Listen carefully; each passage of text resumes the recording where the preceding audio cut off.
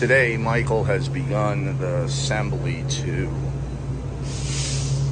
one of the three 17s he's been watching us work through. This is a 17 Super Sport, pretty rare boat. We don't see many of these. Basically a 13 Super Sports, big brother.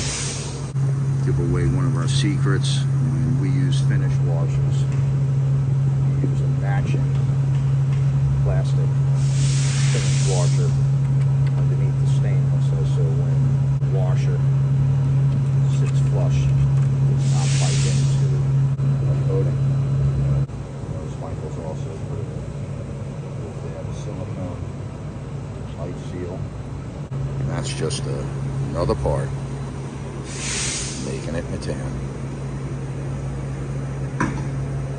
Today, Michael has begun the assembly to one of the three 17s he's been watching us work through. This is a 17 Super Sport, pretty rare boat. We don't see many of these. Basically a 13 Super Sports, big brother. Give away one of our secrets. When we use finish washers, we use a matching